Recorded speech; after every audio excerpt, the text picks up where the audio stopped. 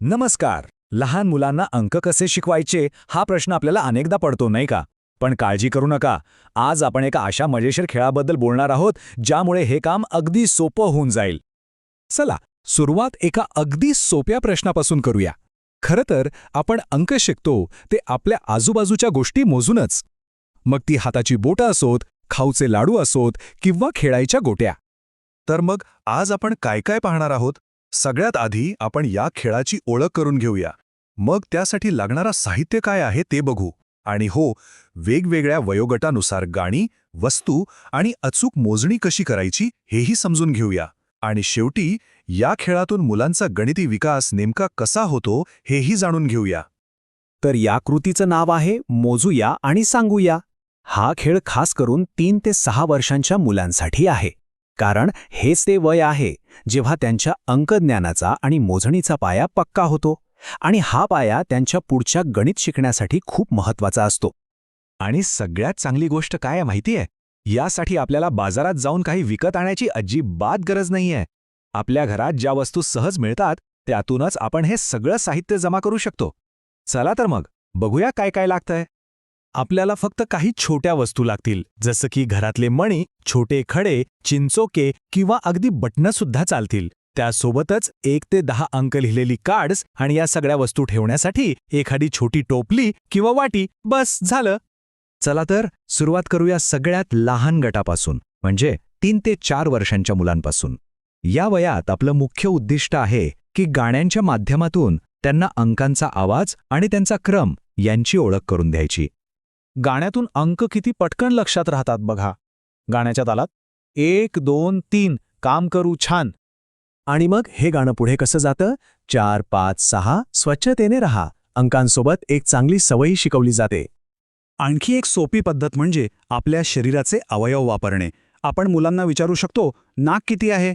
उत्तर येईल 1. आणि डोळे किती आहेत? तर उत्तर 2. किती सोपं आहे बघा. ओके, आता मुलं थोडी मोठी झाली आहेत, 4 ते 5 वर्षांची.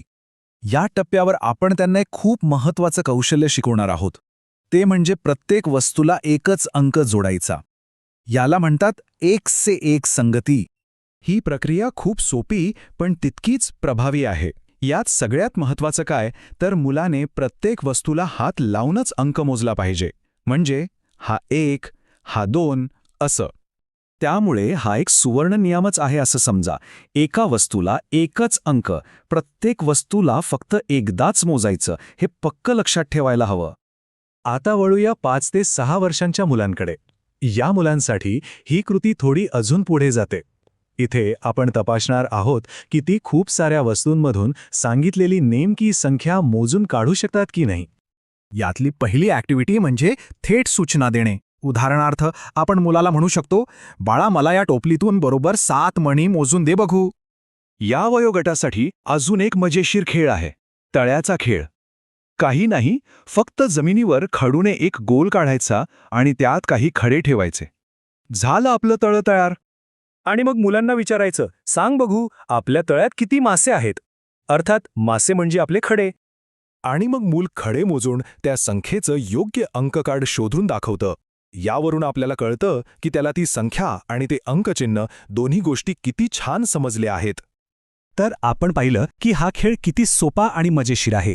पण गंमत करता करता या साध्या खेळातून मुलांमध्ये कोणती महत्त्वाची कौशल्य विकसित होतात हे समजून घेणंही तितकंच गरजेचं आहे.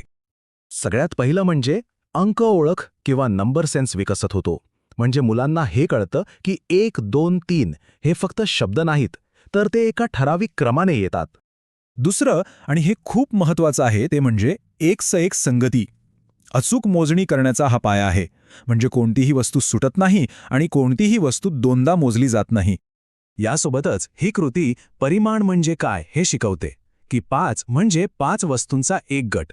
आणि हो, मोजताना चूक होऊ नये म्हणून मुलांची एकाग्रता वाढायलाही नक्कीच मदत होते. हा सोपा खेळ आपण कुठेही आणि कोणत्याही वस्तूंनी खेळू शकतो. मग विचार करा, आजूबाजूला पडलेल्या पानांपासून ते स्वयंपाकघरातल्या वाटाण्यांपर्यंत आपल्या सभोवताली मोजण्यासारखं किती काही आहे, नाही का? शिकण्याची खरी सुरुवात तर कुठूनही होऊ शकते.